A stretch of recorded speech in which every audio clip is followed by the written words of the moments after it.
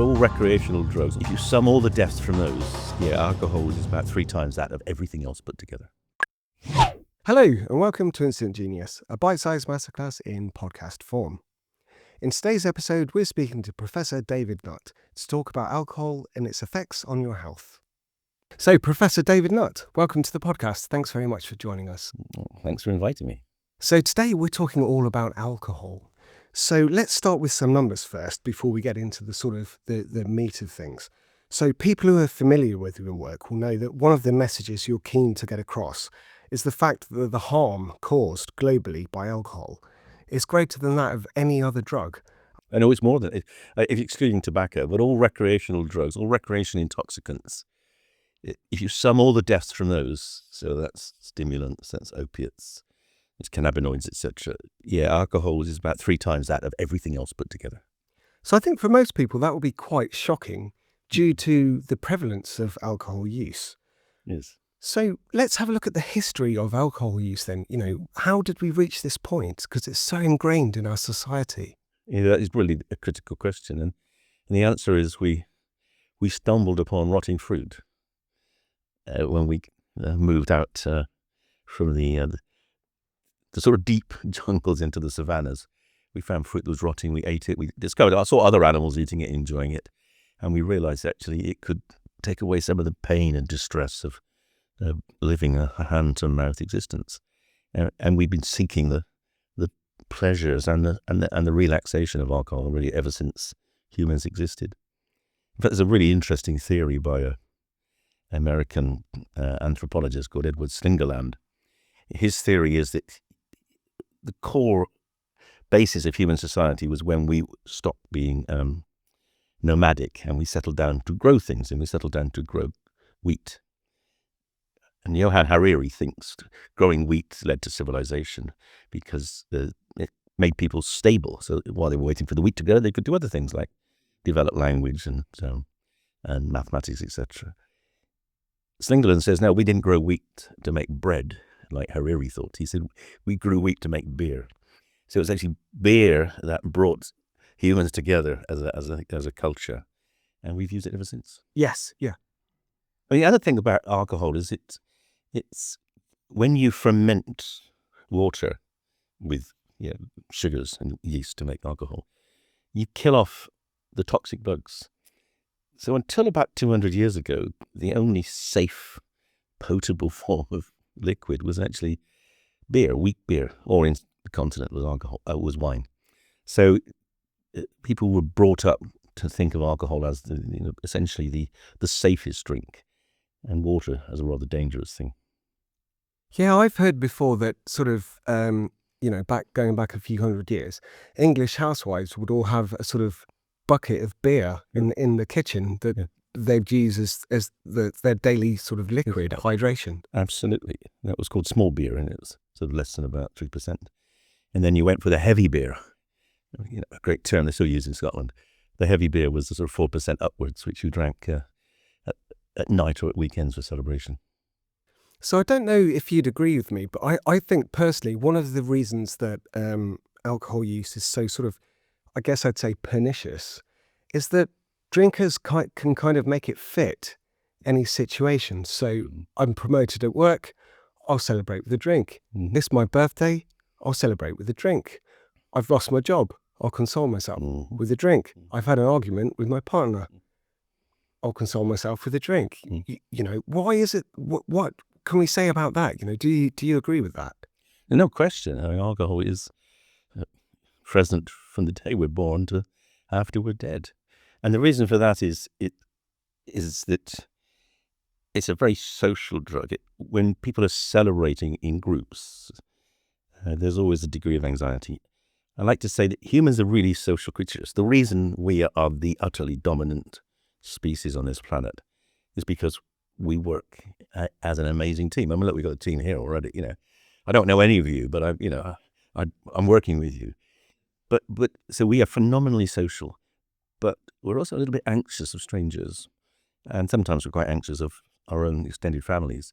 And alcohol reduces that anxiety. So it's used in social engagements to dampen down social anxiety.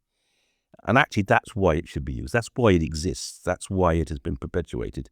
I mean, yeah, go back to the Bible. What everyone knows. After the raising of Lazarus, the next great achievement of Jesus was turning water into wine in the wedding at Cana. Why was wine important in Jewish weddings? Because that's how it was a celebratory drink. It brought the whole of the family and maybe the tribe together. But of course, it's evolved also to be a deadening agent, a dampening agent, and that's where people get into problems. If we just use it to celebrate once in a while, it would be okay. But if you're using it on a daily basis to deaden the stress of work, or to deaden the trauma that you've had sometime in your life, to numb yourself from stress, then it does that. But it builds up problems because you actually get dependent, and also in the withdrawal state, what you're trying to deaden gets worse. So sort of sticking with the social thing, I mean, personally speaking, I know, I can say several times, I've been to in a barbecue or somebody's birthday or something, didn't really want to drink, but I had one anyway, just because that's what's done. Well, you're quite right. It's become a social norm, hasn't it? And in fact, it is a huge problem, because for people, particularly people, presumably not you, but others who've actively decided never to drink, they're seen as weird. They're seen as outcasts, and there's huge pressure on them to drink, and which is very unfortunate. And I think that reflects two things. It reflects ignorance, and it reflects advertising, which basically shows that the best way to socialize is through alcohol. And that advertising is pervasive. But on top of that, I think it's also those of us who drink actively denying the harm. So someone like you is not drinking. Well, you're exposing our frailties, or exposing our basically illogicality, and people don't like that. So do you think attitudes are changing? So I can say one personal anecdote that I have. When I was younger, I worked with an older person. I guess he must be in his late 70s now. And he told me in the 60s that he would go to the pub, have a few drinks, and then he'd go home and he'd go for a drive to sober up, which is just absolute craziness, isn't it? That's why we brought in the drink driving laws. But do you think, so now these days, apparently younger people are drinking less. We have more alcohol-free options. Yeah. Do you think the shift, that shift is actually happening? Well, the shift is slightly more complicated than that. So, yes, there are definitely a larger proportion of young people are either drinking nothing or drinking less. But the overall consumption in young people hasn't gone down. And that tells you that others are drinking more. And so we're getting a sort of polarization, very heavy drinking, but exceptionally heavy drinking now, particularly in young professional women, who are now drinking more than men, which is quite worrying, because women are more vulnerable to the effects of alcohol than men, particularly metabolic effects. But the reason that a significant proportion of people are drinking less is fascinating. And there are several factors. Partly it's health. Partly people realize that alcohol is more toxic than they were led to believe, because of the sort of messages that this program is putting out. I think it's partly due to the mobile phone. I think the prospect of doing something really stupid when you're drunk and having it filmed and having it immortalized forever by your friends and putting it into the cloud, it's actually quite disturbing for some people, because it could actually destroy people's careers. And we've seen that. I mean, that student in Newcastle who got very drunk on a pub crawl, and he peed on a war memorial, and it almost destroyed his life. The hassle, the attacks he had. But also, I think we're actually moving now into another phase where younger people are actually looking to the old ones, like the guy you used to look after, and are saying, well, that was rather blind. That was kind of thoughtless. We know more. We're more educated. We can find the truth about the harms of anything much more easily than we did before. Because there used to be that wonderful old adage, what's the definition of an alcoholic? An alcoholic is by definition someone who drinks more than their doctor. And given the fact that doctors, medical students and doctors drink more than the average, it was actually quite difficult to get a diagnosis for an alcoholic in the old days. And actually that did seriously impede the rollout of effective treatments. But now young people are much more cynical. They find out the data for themselves and come to their own conclusions. So let's sort of stick with this cultural aspect that surrounds alcohol, which I think is really interesting, which is the use of language. So you mentioned the women who are drinking. So we've got wine o'clock. Yes. We've got have a tipple. They're all very sort of warm, friendly terms. And I think that's interesting. There's something psychologically going on there. It's harmful, but you just say, "Oh, I'll have a tipple, I'll have a wee dram."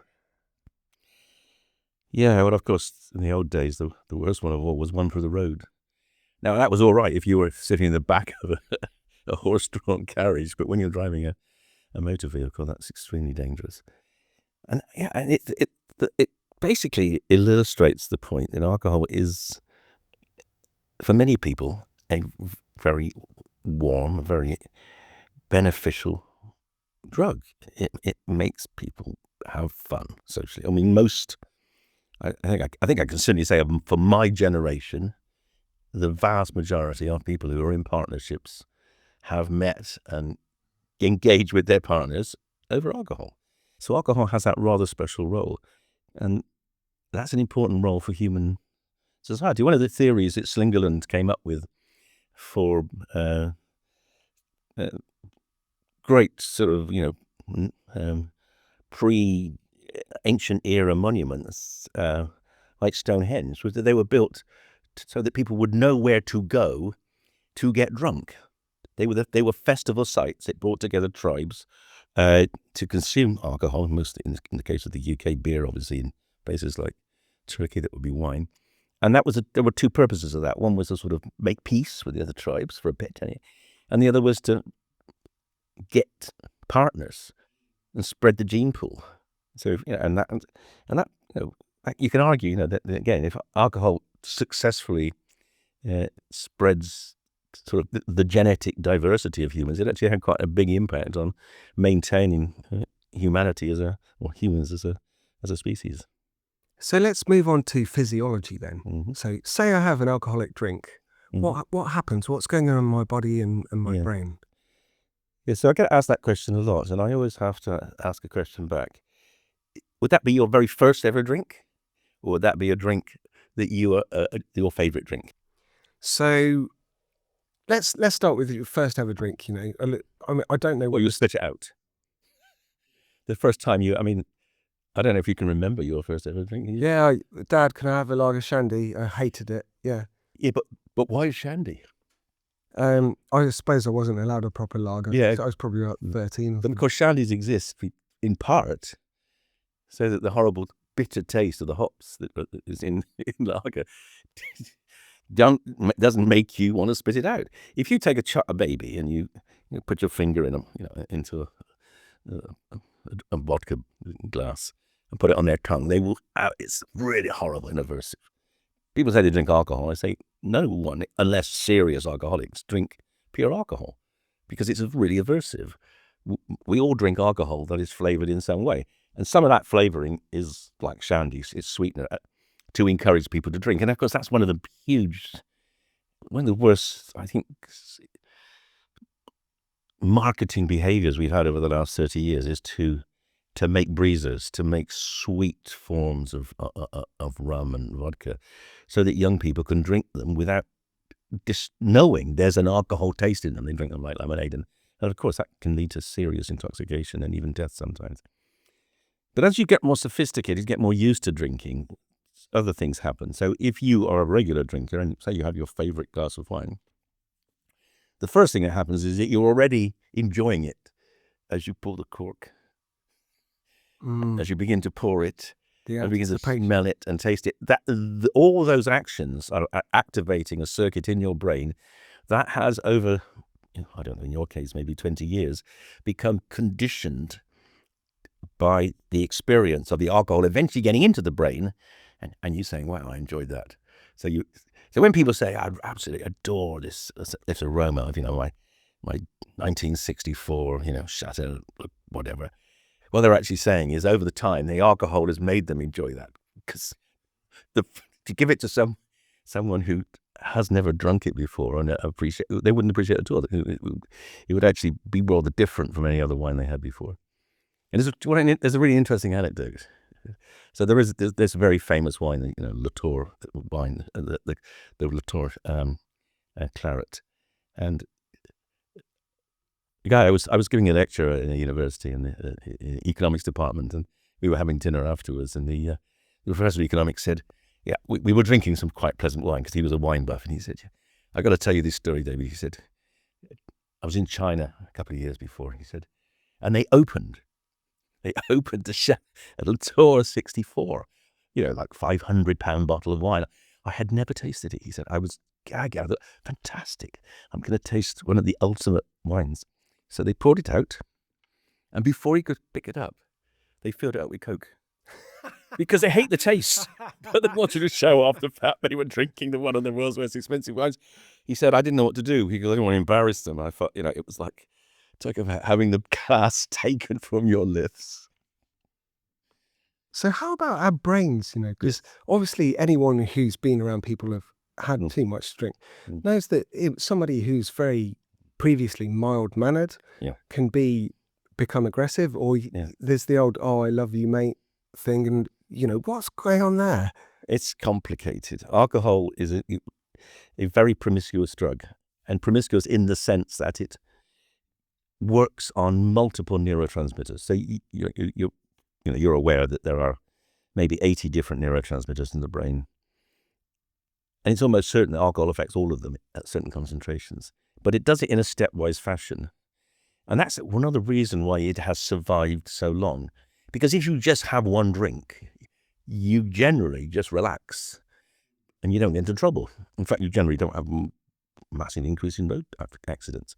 And that's because the first drink turns on the relaxing transmitter in the brain called GABA. That's that. When you get anxious, GABA levels are down, and alcohol pushes them up, or pushes the function of GABA up to take away social anxiety. Great. You get to the next drink, GABA is acting maximally. Fine. But something for many people, begins to trigger at that level of the second drink. And that then makes them want to drink more. And there's a sort of moorishness. And we've seen that. And you've seen that. We all know people that say, "I'll just come for 2 drinks." And as soon as they've had the second drink, they will lose control. And that's because that as the alcohol levels rise, it begins to release dopamine. And dopamine is an activating transmitter.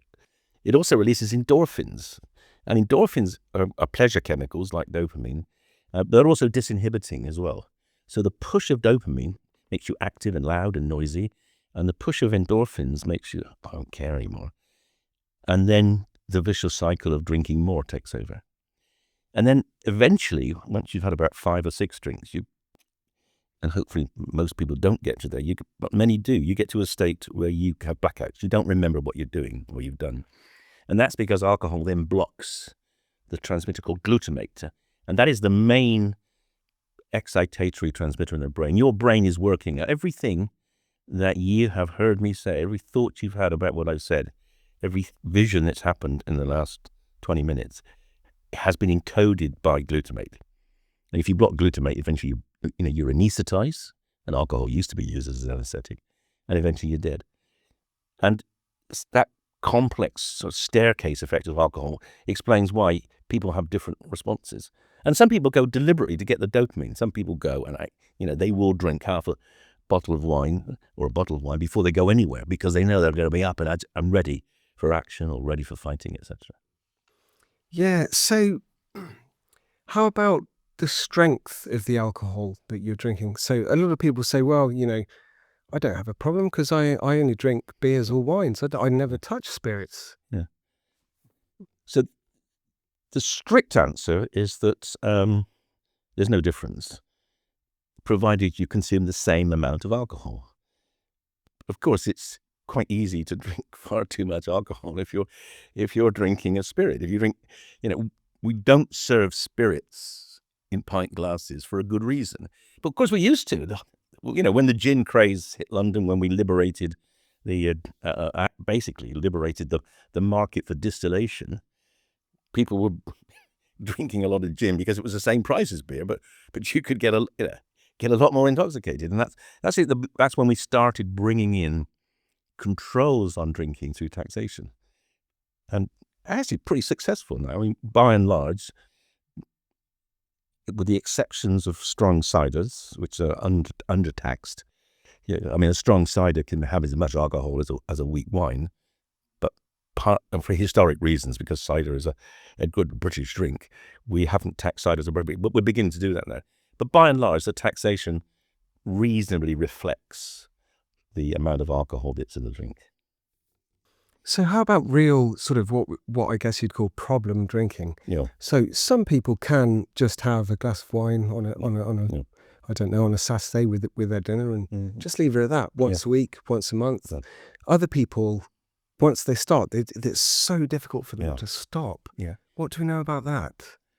Well, we know that there are at least 3 drivers to loss of control. So we know 80% of the British adult population drink alcohol to some extent. Probably about 15% have problems. And of course, that is why it's still so popular, because for most people, alcohol doesn't lead to problems. But 15% of 80% of the population is millions of people. And that is also why it's a huge problem, because of the bulk of numbers of users. So why do people get into problems with alcohol? Well, there are 3 main drivers. The first is very typically young people who are drinking to get really high. And when they get so high, they lose judgment, and they sometimes even damage their brain through fights or through traffic accidents, etc. So they're in sort of the early onset people with alcohol dependence. And then there's another group, and this is the largest group. Those are people from sort of 20s onwards who are stressed, have tough jobs, who are, maybe suffering, maybe they're, financially strapped as well. So life is stressful, and they turn to alcohol to reduce stress, and which works. It relaxes them. They come home, have a drink. It relaxes them. But if you do that every day for months or years, in the end, you become more vulnerable to stress. So you have that cycle of drinking. And then there are other people who have got formal psychiatric disorders, like PTSD, where the traumatic memory comes back every day, every night. And we don't have good treatments for PTSD. And so many people, the majority of veterans with PTSD, drink excessively because it numbs the experience or the reliving of the traumatic memories, and they end up becoming dependent on alcohol as well. So let's have a look at dependence then. Let's start with tolerance. So a lot of people talk about alcohol tolerance. Yes. Like, so in some ways, it's seen as a badge of honor, isn't it? Like amongst certain people, Absolutely. He's a good lad or whatever. He can drink 6-8 pints or something. But does it vary from person to person, or is it only sort of based on habit? And acquired, yeah. Well, both. It's really interesting, and actually some fascinating work done. Brain and body adapt to alcohol, so you become less affected for a given dose. But it can also be inherited, and there's some remarkable work done here in Bristol with the Alsbach cohort. This is following children over a period of, I think now they're about 30.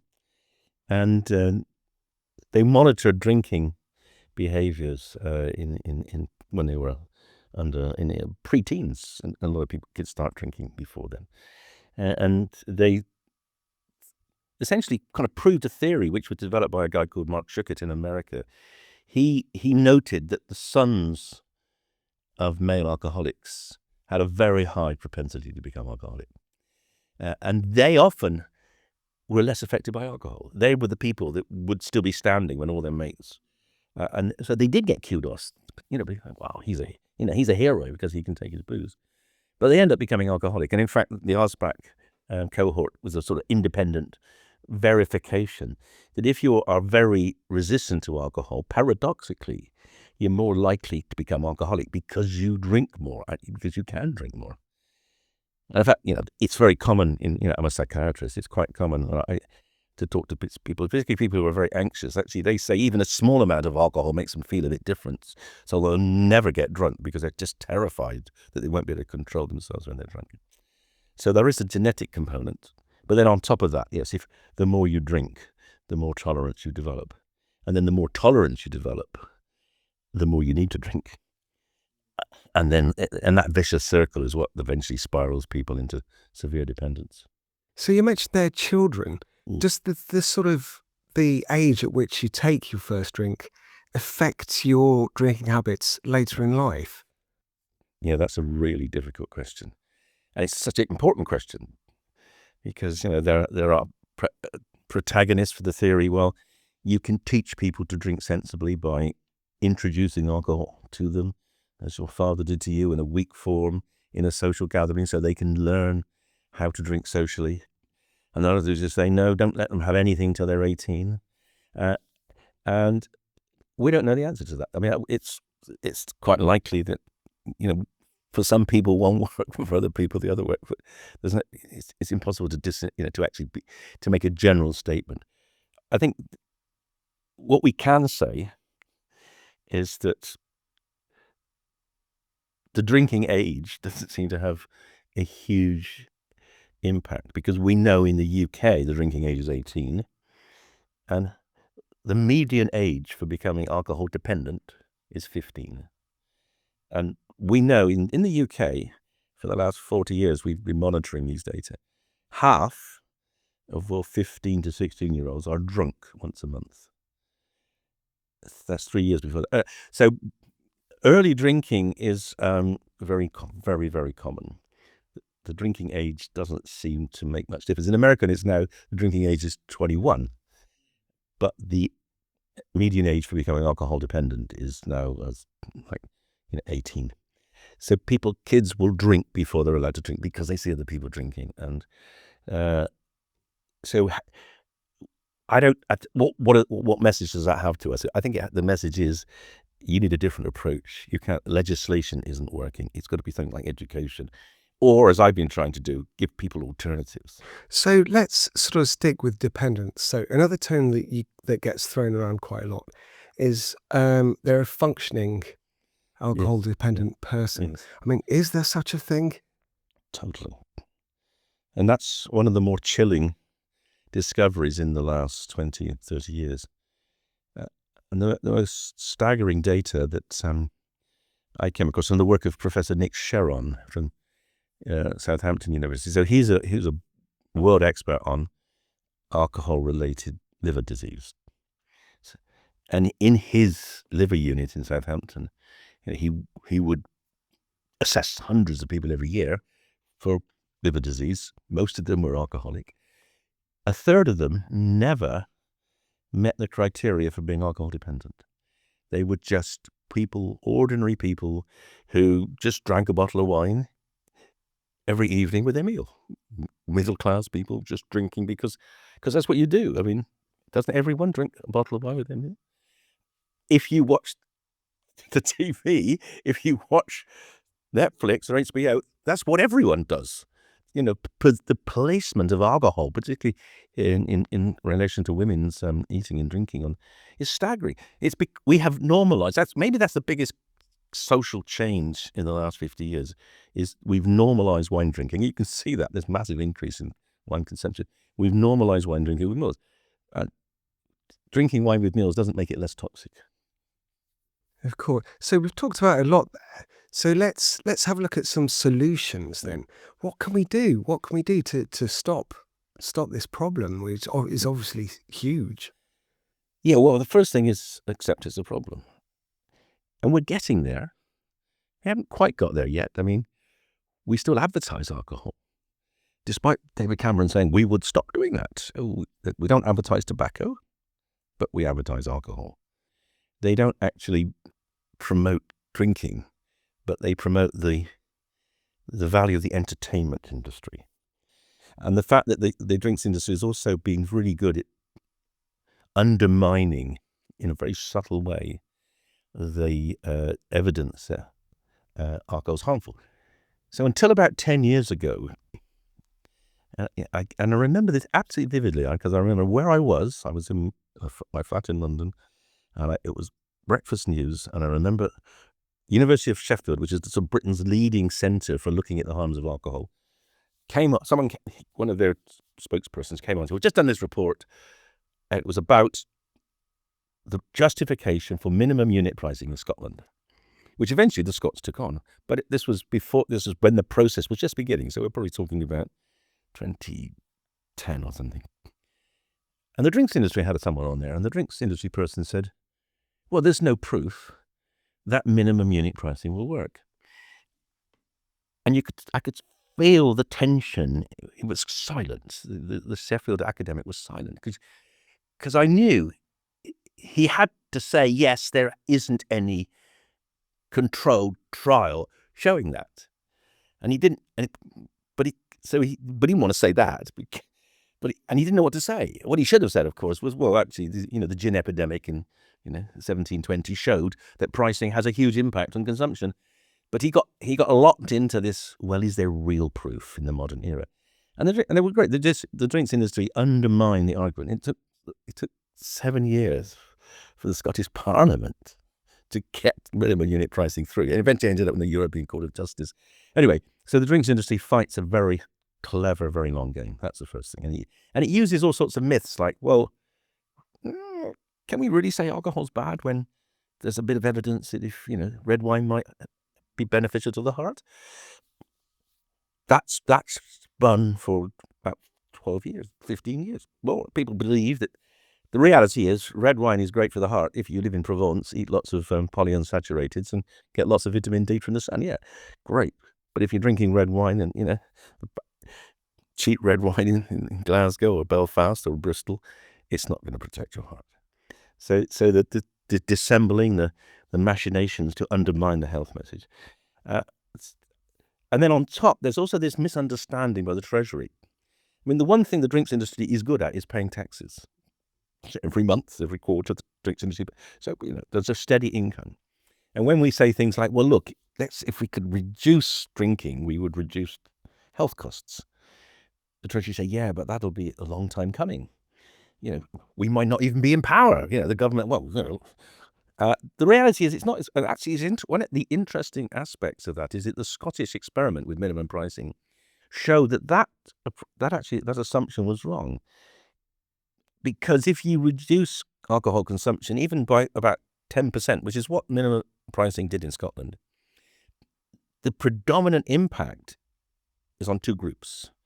It's on people who are really, really suffering from alcohol. One of the reasons the Scots brought in minimum pricing was because at that time, 40% of all the intensive care beds in Scotland were occupied by people whose illness was due to drinking. And if you reduce that from 40% to 30%, which they did, that's a massive health cost, and it's immediate. So we can argue against the supposition that actually it takes a long time for changes in alcohol policy to come to benefit the Treasury. And we're winning. Programs like this are helpful as well because the public, I think, now are beginning to understand. At least there's a debate both ways.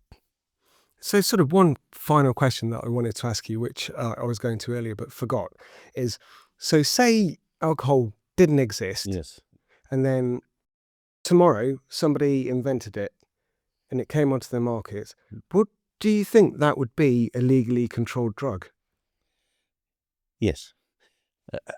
In fact, it's one of the interesting aspects. I mean, some of you may know that in 2016, Theresa May, when she was Home Secretary, Theresa May was convulsed by hatred of people using drugs. So she brought in the Psychoactive Substances Act, not realizing that alcohol was a psychoactive substance. And that created huge problems for the government. And what they did was they said, oh, yes, it is a psychoactive substance, but we're exempting it from the Act. And those of us who thought the Psychoactive Substances Act was an absolutely insane piece of legislation, the first time in the history of this country, you had a legal act that didn't have any examples of what it was talking about. There was not a single agent drug mentioned in the Psychoactive Substances, except alcohol, tobacco, and caffeine. So alcohol was exempted, proving the government knew it was psychoactives. So we wrote to them and said, well, what is the criteria for exemption? And they said the exemption is based on precedence. And actually, I can accept 40,000 years of alcohol use is precedence. But if we invented it today, we wouldn't have that precedence, would we? So what would we do? Well, what we would do is this. You would put your alcohol through food safety testing, and it would fail. Well, it would fail because and this has been done, the maximal recommended amount of alcohol any individual should consume in a year, based on the toxicology, is a large glass of wine per year. So it would fail. That's why they had to exempt it, because you couldn't put it through normal testing. So that tells you how relatively harmful alcohol is. But I want to finish with I don't want my approach to alcohol is not that it's all bad. If it was all bad, it would have disappeared. And the point is, there are good aspects to it, and it would be really nice if we could maximize the benefits and minimize the harms. And that's what a lot of my research at present is about. So, Professor David Nutt, thank you so much for your time. It's been an absolute pleasure. I'll come back anytime. Thank you so much. Thank you for watching this episode of Instant Genius, brought to you from the team behind BBC Science Focus. That was Professor David Nutt. To discover more about the topics we've just discussed, check out his book, Drink, The New Science of Alcohol and Your Health. If you liked what you just saw, then please do consider liking and subscribing.